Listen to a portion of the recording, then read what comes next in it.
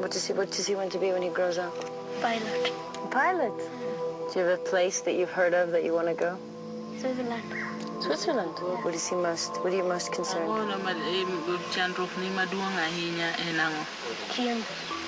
Food. Extreme poverty means not having enough food to feed your family. Walking long distances barefoot to collect safe water to drink. Hospitals overflowing with patients suffering from diseases that should be preventable. Rich nations have seen fit to look away from extreme poverty. But do you know that we can wipe it off our planet in just 20 years? I traveled to Africa with Dr. Jeffrey Sachs, the world's leading expert on extreme poverty, to explore how we can solve inconceivable problems with very simple interventions. Is this how you do it?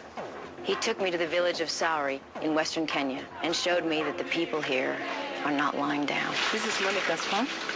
She's expecting some good harvest. That a simple $7 investment. They kill the mosquito and it never infects. He's keeping Monica and her children safe from malaria. Are they feeling better this time? I think they're okay now.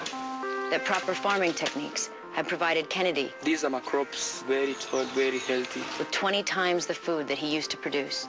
That free lunches at school have helped children to improve performance. Now they can concentrate. The only difference is food. Yeah. That one computer can connect an entire village to the rest of the world. So if you just press that button where it says send, your message is going to go to the Secretary General of the United Nations. So now we are sending you a message from the people of Sauri. We are here, we are alive, and we are fighting back. I'm suddenly conscious that we should all get on our knees and fix this.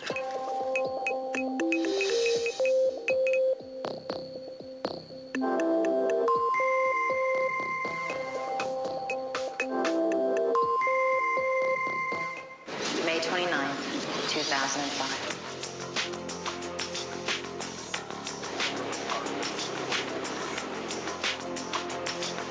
How long is this flight? I think about 40 minutes. 40? Short. We went to Africa to see how Jeff's vision and leadership have produced some incredibly hopeful results.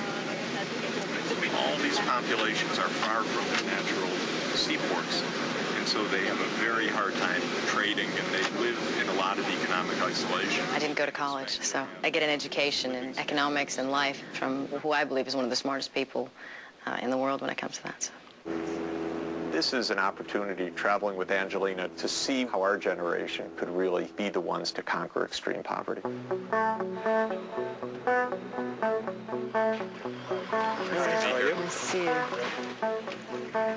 You see right away, this is poverty unlike any place else in the world. It is really amazing in how many places are in this situation, but it's not unique to Africa by any means. Here, the numbers are the largest, and the conditions in many cases are the most dramatic.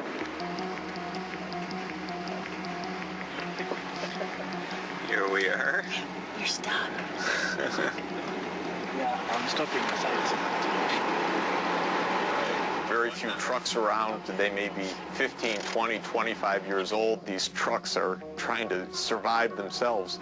If it is completely impossible, we can use another route. Why don't we get out and have a look? Yeah, you see how uneven the crop is. Farmers all over Africa are trying to farm on soils that are depleted of all the nutrients that you need to grow a proper crop. And that's simply due to the fertilizer and the way it's simply that the soils don't have the nutrients. We should be seeing crops that are much higher and farther along. Hello. Jumbo? I am good. How are you? Fine. I'm Angie. It's a funny name, I know. It's very nice to meet you. Very nice to meet you. How old are you? Like 6, 7, 5. 12 years old? How old are you? 11. 11. What are they doing today? What are they going to do today? Today they would go playing football probably in the fields, and they would go fetching water for the household. How do you say bye-bye? Yeah, oh, Kwaheri. Kwaheri? Yeah. Kwaheri.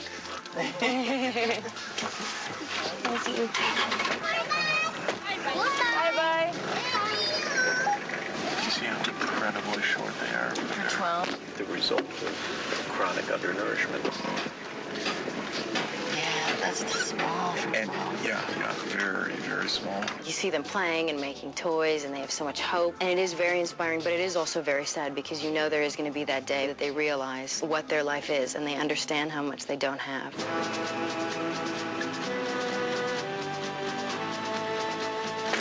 Good morning. How are you? Fine. Hi, good morning. Are you going to take us then? Yeah. Good today, wonderful. We're visiting the district hospital in the town of Yala. On an average day, how many people do you see here?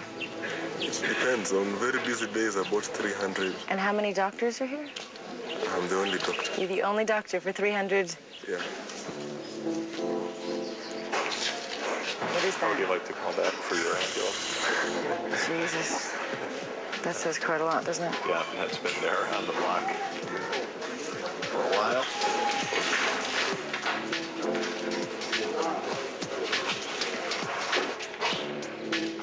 You see massive amount of illness and a shocking amount of early deaths. This child has pneumonia.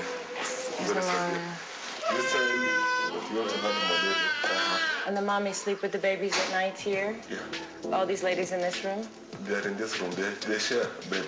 So all these ladies, Yes. this is, and, There are 11 children. and there are 11 5 children. beds right now. I've never seen people piled in a bed. Somebody comes in with malaria, they're put in a bed with someone with tuberculosis. You could leave the hospital sicker than you came in because they didn't have enough space. And yet this is the best option they've got. I would be scared to death if my child was in that hospital. There used to be water. There used to be water. Yeah. They are trying to rehabilitate it, but it will take some time actually. See? So how do you clean, how are the clothes cleaned? They have to be cleaned manually. And people bring you bring buckets, and then manually clean all the hospital. How can you have a hospital with no running water? How do you perform surgeries? How do you keep things clean? How do you stop diseases from spreading when there's absolutely no clean water? Most basic things don't exist in this hospital, full hospital. Jesus.